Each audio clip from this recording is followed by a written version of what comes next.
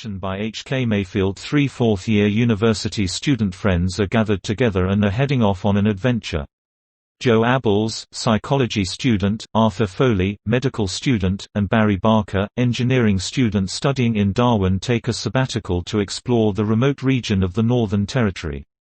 They have been made aware by a trusted source, the archaeology professor at the university, that there is an extremely rare and remote freshwater billabong located in the area that they wish to explore, and he has given them the coordinates. It is here that they plan to make their base camp. As they are ready to climb into their vehicle, a loud and fast-approaching 4x4 four-wheel drive with a significant suspension lift screeches to halt. Some local louts are on board. One of them calls out, "Where are you going, you big girls' blouses? Camping is it, sweetie?" A jittery and animated Barry tells them to piss off, and that the only thing those bludgers would know about camping was what they got up to together, alone in private. A chorus of "ooh" goes up from the youths, and one of them says, "Well, maybe we'll just come and visit you unexpectedly." The youths roar laughing and take off at speed. Arthur tells Barry not to worry about it, as they are only a bunch of hoods. The guys enter the particulars into the TomTom GPS and set off. After leaving Darwin and heading in a southwesterly direction, driving through the rugged outback for about 8 hours in their Toyota 4-wheel drive pulling a well-equipped off-road trailer, they arrive at the billabong. The billabong is a little bit of a letdown at first sight. It is not quite the oasis that they had each imagined while previously talking about their upcoming trip. It did, however, offer plenty of shade beneath the trees around it, and it also had fresh flowing water. They drive towards a semi-open area of the billabong with a large flat area ideal for parking close to the pool. As they draw closer to the spot, they unexpectedly spy another guy standing close to the pool. He looks like a traditional Aboriginal elder. He is dressed in only a pair of shorts, but wearing a headband. He is tall with gray hair and really dark-colored skin. He gives the boys a friendly wave as if to welcome them. They stop the vehicle and alight. Then make the way over towards him, calling out friendly greetings as they approach.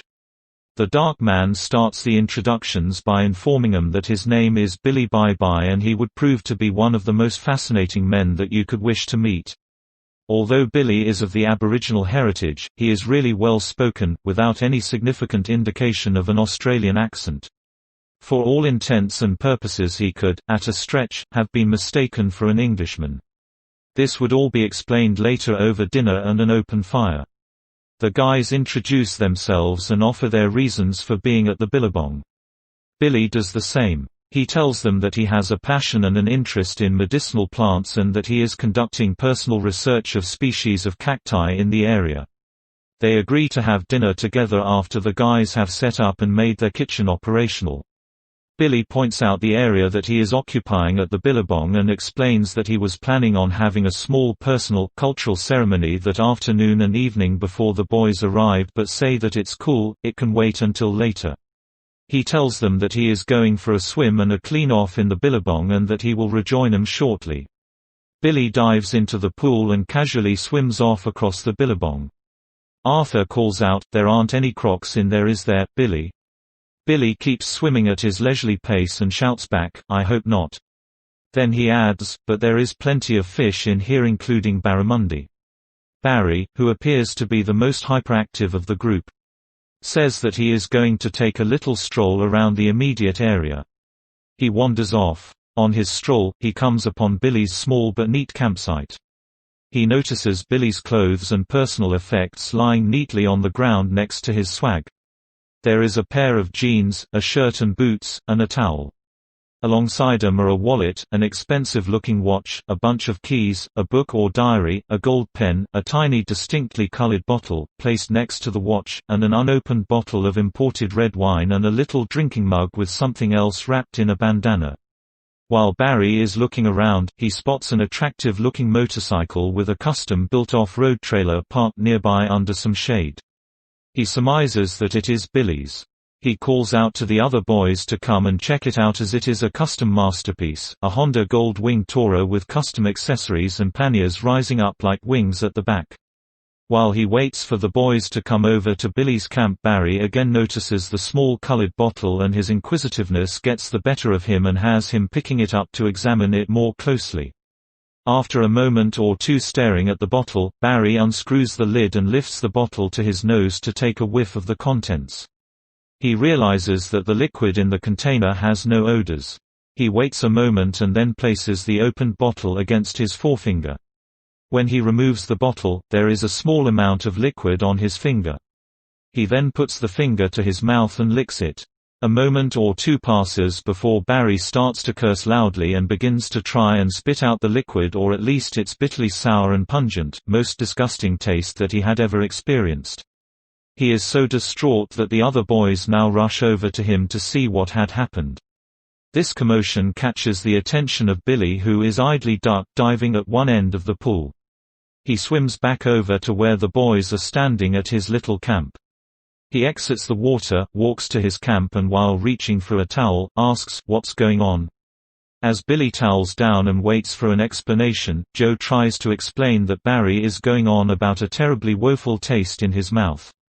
Billy instinctively looks down to his personal belongings and sees that the tiny bottle has its cap on, but it is lying on its side, not as he had left it, standing upright.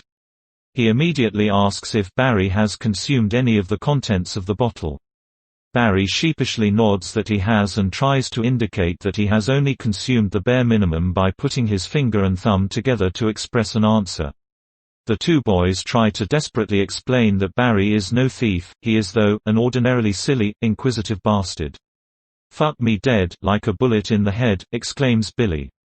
"Shit. Well, it looks like you boys won't be going anywhere for a few days at least," he tells them. Further explaining that what Barry had ingested was an extraordinarily refined and potent form of a hallucinogenic drug very similar in effects to lysergic acid, commonly referred to as LSD, but LSD is a man-made synthetic, whereas this stuff is entirely natural, says Billy. Furthermore, Barry's condition could be expected to last for up to a couple of days, varying in intensity. The two boys look on in dumb surprise while Barry is in shock. He professes that he has never had a trip before, but he is terrified because he has heard of people having a bad one. "When does the bloody stuff start to take effect?" Arthur asks Billy. Billy tells them that it will not be for 40 minutes to an hour before it kicks in and starts to have its effect. He suggests that they get ready for a constant watch on Barry, as there is no telling what he might want to do or where he may want to wander while he is under the influence of the drug.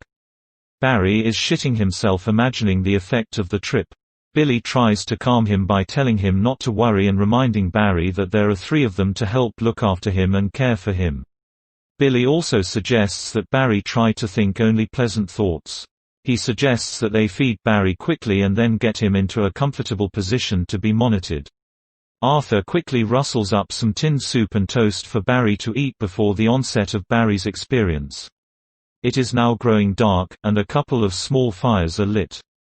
The changing light coincides with the beginning of Barry's trip. Reflections from the fire and the surrounding rocky area they are in appear to heighten Barry's experience. He sat wide-eyed but engrossed in the colors he is seeing, which he tries to tell the boys about. Billy remarks that Barry is on his way. A couple of minutes silence takes place as the boys start to prepare their dinner, before settling down in front of the fire for discussions. Barry loudly and slowly exclaims, "Phuic," then sits gazing in amazement. After having dinner, the group settles down to a comfortably warm night sitting around the intense reflection of the fire. The conversation turns to Billy's background. It comes out that Billy's mother was a long-time housekeeper for Arthur Stanley Portman, a successful businessman who lived in Canberra. She also acted as a caring and loving nanny to the politician's 4 children, whose mother had died not long after the birth of the youngest child, their only